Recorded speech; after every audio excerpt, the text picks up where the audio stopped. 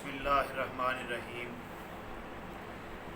پہلے اور چوتھے سمیسٹر کے عزیز اور عظیم اسکالرز، السلام علیکم۔ پہلے اور چوتھے سمیسٹر میں ہمارا ایک پرچہ ادبی تحریکیں جو برابر چل رہا ہے باقی پرچوں کے ساتھ، تو اس میں چند ہفتے ہو گئے ہیں ہمیں گفتگو کرتے ہوئے، اس پر بات کرتے ہوئے۔ تو اس میں پہلی گفتگو جو ہوئی ہے یا اس سے پہلے جتنی بات ہو چکی ہے، اس میں ہم نے تحریک، اس کی تعریف، تحریک اور رجحان میں فرق، تحریک کے عروج و زوال کے اسباب، تحریک کا ادب کے ساتھ تعلق اور ادبی تحریک کے بارے میں پڑھا ہے۔ اس کے ادوار بھی دیکھے ہیں۔ ایک تحریک کو جو عمر درکار ہوتی ہے ایک کامیاب تحریک کے لیے، اسے بھی دیکھنے کی کوشش کی ہے۔ تو یہ اس پرچے کا ہمارا پہلا حصہ جو ہے وہ ختم ہو گیا ہے۔ اب ہمارے پاس دو حصے باقی ہیں، جن میں سے تیسرا حصہ ڈاکٹر فرتاش سید صاحب آپ کو پڑھا رہے ہیں، اور دوسرا حصہ میں آپ کو پڑھاؤں گا، جس میں مغرب کی تحریکیں جو اس حصے کا نام ہے۔ اور میں نے یہ پہلی گفتگو میں عرض کیا تھا کہ اس حصے میں رومانویت، وجودیت، سریلزم، اظہاریت، تجریدیت، علامت نگاری، مارکسی تحریک، نفسیاتی تحریک، جس میں لاشعور کی اہمیت، خود کلامی، آزاد تلازمہ خیال اور شعور کی رو کو دیکھنے کی کوشش کی جائے گی۔ اب مغرب کی جو تحریکیں ہیں، یا یہاں ہمارے اس کورس کے اندر کچھ تحریکوں کو بطور اصطلاحات بھی شامل کیا گیا ہے، تو سلیبس کے اندر جو تحریکیں شامل ہیں ان میں پہلی رومانویت ہے، جسے رومانیت کہا جاتا ہے۔ رومانیت پر بات کریں تو اس سے پہلے تھوڑا سا ہمیں کلاسیکیت کو بھی دیکھنا پڑے گا، یا تھوڑا سا اس کا پس منظر جو ہے وہ جاننے کی ضرورت ہے۔ تو رومانیت پر اگر بات کریں تو اس سے پہلے کلاسیکیت، رومانیت اور حقیقت پسندی، یہ وہ تین الفاظ یا اصطلاحات ہیں جن میں یورپ کے فن کی کئی صدیوں کی سرگزشت پوشیدہ ہے۔ کلاسیکیت نے انسانی زندگی اور اس کے تمام تر شعبوں کے اصول و ضوابط ترتیب دیے ہیں۔ کلاسیکیت کے بنیادی عناصر اور نمایاں خد و خال میں ترتیب، توازن، اعتدال، میانہ روی، تنظیم، عقلیت، قدامت پسندی، اصول پسندی اور حیت پسندی شامل ہیں۔ کلاسیکیت نے جن حسن و جمالیات کی بات کی ہے، اس میں فن اور زندگی کے محوروں کا پتہ لگایا ہے اور ان محوروں کے پیش نظر حتمی طور پر دستور بنائے ہیں، سانچے ڈھالے ہیں۔ رفتہ رفتہ ان اصولوں اور ضابطوں کو فن جمالیات اور زندگی کا نعم البدل سمجھ لیا گیا۔ رومانیت اس اصول پرستی جس کی ہم کلاسیکیت میں بات کر رہے ہیں، رومانیت اس اصول پرستی، عقلیت اور میانہ روی کے خلاف کھلی بغاوت ہے۔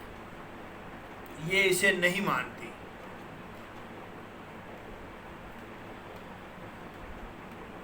کلاسیکی انسان دنیا، اس کی زندگی اور حسن کو جن خانوں میں بانٹ کر اور اصولوں میں تقسیم کر کے مطمئن ہو گیا تھا، رومانیت نے اس پر ایک کاری ضرب لگائی ہے۔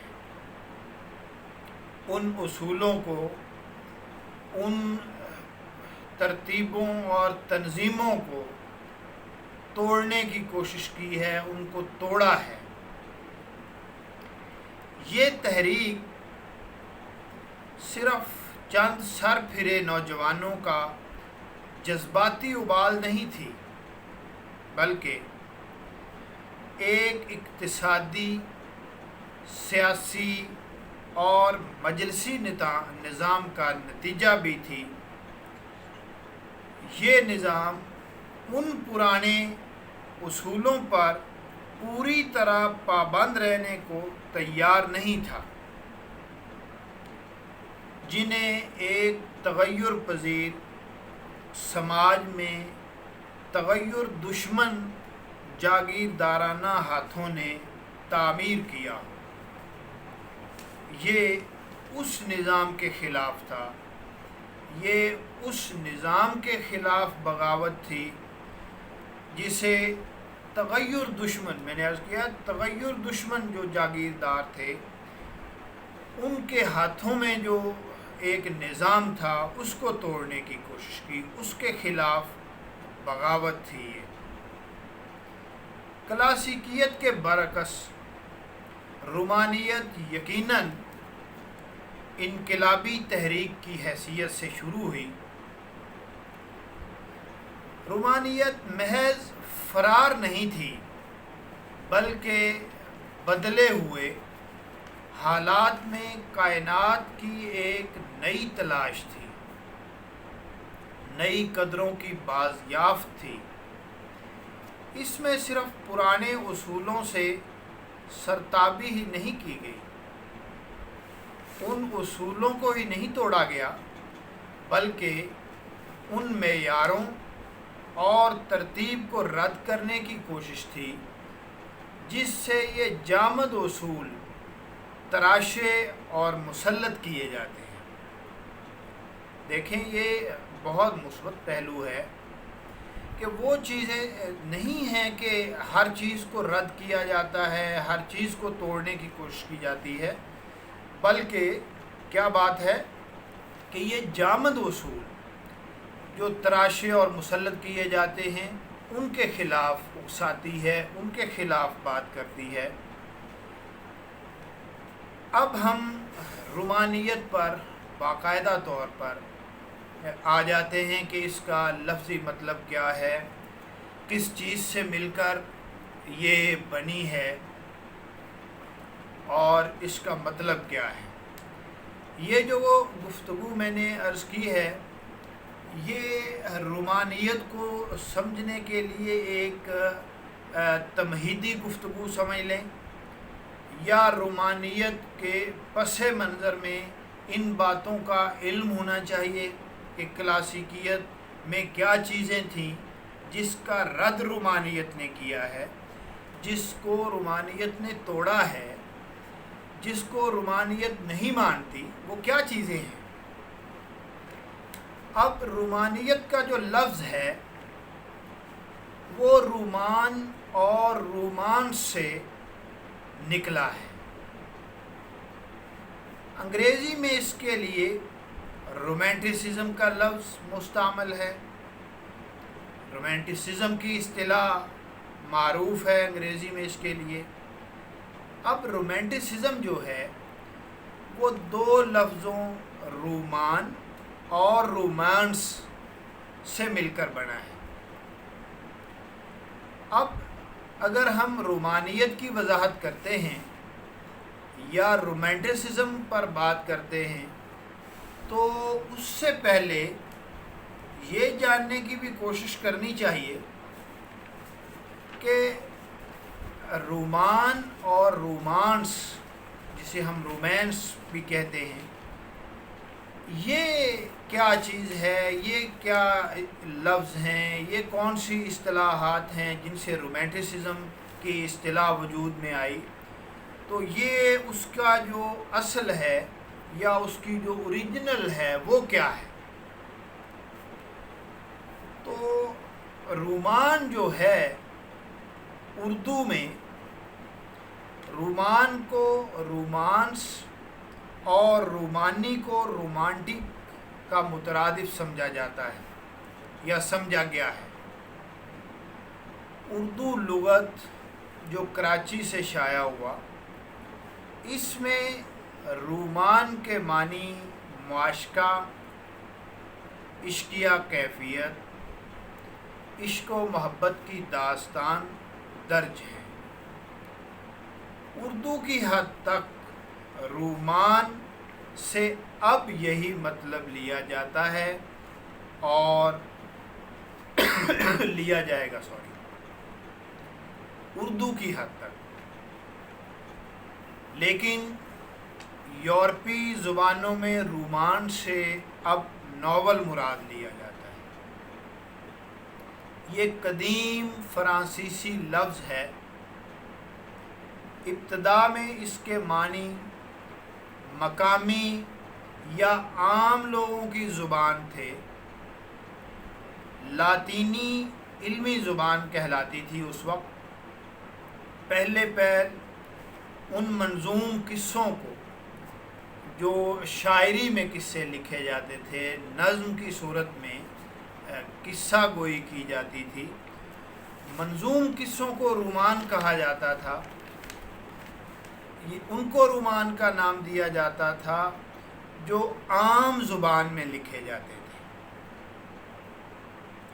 16ویں صدی عیسوی کے لگ بھگ اس اصطلاح کا اطلاق نثری تحریروں پر بھی ہونے لگا۔ اب آپ کی سمجھ میں یہ بات آ گئی ہوگی، میں امید کرتا ہوں کہ رومان جو ہے اس کا لفظی مطلب کیا ہے، رومان کسے کہتے ہیں۔ اب اس کے ساتھ دوسرا لفظ رومانس یا رومانس۔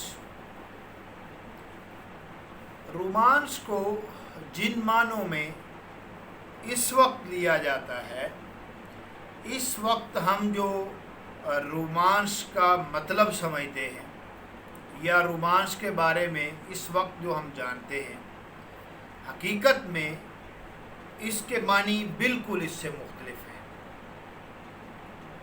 اگر ہم اس کے لفظی اور مرادی معنوں کو دیکھیں تو اس وقت ہمارے ذہنوں میں جو ایک تصور ہے رومانس کا، وہ بالکل بدل جاتا ہے۔ جو اس کی اصل حقیقت ہے یا جو اس کے اصل معنی ہیں وہ بالکل اس سے مختلف ہیں۔ جس لفظ نے اب رومانس کی شکل اختیار کی ہے، قدیم فرانسیسی میں اس کے معنی منظوم درباری داستان یا مقبول کتاب کے تھے۔ ابتدا میں بیشتر رومانس منظوم ہوتے تھے، نظم کی صورت میں ہوتے تھے، شاعری میں ہوتے تھے، ان میں یا تو گھڑے ہوئے قصے بیان کیے جاتے تھے بناوٹی، یا ایسے واقعات جو کہنے کو تاریخی مگر اصل میں فرضی یا اسطوری اساطیر کی نوعیت کے ہوتے تھے۔ وقت گزرنے کے ساتھ ساتھ نثر میں بھی یہ چیزیں لکھی جانے لگیں، نثری رومانس بھی قلم بند ہونے لگے، اور پھر آہستہ آہستہ ان کی تعداد بڑھنے لگی۔ رومانس سے جو بھی مراد لی جائے، اس میں دل بہلاوے کا پہلو غالب نظر آتا ہے۔ دل کو لالچ لگانے کا، دل کو بہلانے کا، یہ ایک پہلو اس میں نمایاں ہے اور غالب ہے۔ رومانسوں نے قصہ گوئی کی ان روایتوں سے گہرا اثر قبول کیا تھا جو مکمل یا نامکمل صورت میں مشرق سے یورپ پہنچی تھی، بلکہ یہ خیال بھی ظاہر کیا جاتا ہے کہ پرانے رومانسوں کی معنویت کو صرف تصوف کی اصطلاحات کی روشنی میں ہی سمجھا جا سکتا ہے۔ وہ لوگ ان کو زیادہ اچھے طریقے سے سمجھ سکتے ہیں، زیادہ بہتر سمجھ سکتے ہیں، جن کا شغف یا جو تصوف کے ساتھ بھی لگاؤ رکھتے ہیں۔ جو بھی صحیح یا جیسا بھی ہے، رومانسوں میں ملنے والے کردار روزمرہ کی زندگی سے لا تعلق ایک شاہانہ دنیا میں رہتے ہیں، خیالی دنیا ہے۔ اس دنیا میں عجائبات اور خارج از قیاس، یہ بات اس میں ذہن میں رکھنی چاہیے کہ اس میں خارج از قیاس معاملات عام تھے۔ ہر چیز کو بڑھا چڑھا کر بیان کیا جاتا تھا، ہر چیز کو پیش کرنے کا طریقہ اس میں مبالغہ آرائی تھی، عشق و عاشقی اور مہم جوئی کا چرچا تھا، طلسماتی اور اساطیری عناصر بھی موجود تھے۔ رومانسوں میں ہیرو بڑے بڑے کارنامے انجام دیتے تھے، عشق و محبت پر جان چھڑکتے، دلیری اور شجاعت کے پیکر نظر آتے، اور وہ بات جو بڑی معروف ہے کہ جہاں ڈر ہے وہاں مردوں کا گھر ہے۔ اس وقت کے جو ہیرو یا رومانسوں کے اندر جو مرد حضرات ہیں، وہ اس قول کے کہ جہاں ڈر ہے وہاں مردوں کا گھر ہے کہ مصداق خوفناک سے خوفناک چیلنج کو بھی قبول کرتے تھے اور اس سے بالکل نہیں گھبراتے تھے۔ یہ بات آپ دیکھیں تو داستانوں میں یہ چیز بہت عام ہے، ایسے کردار، ایسی ایک طلسماتی فضا داستانوں کے اندر پائی جاتی ہے۔ انگریزی، فرانسیسی، جرمن اور ہسپانوی میں بہت رومانس لکھے گئے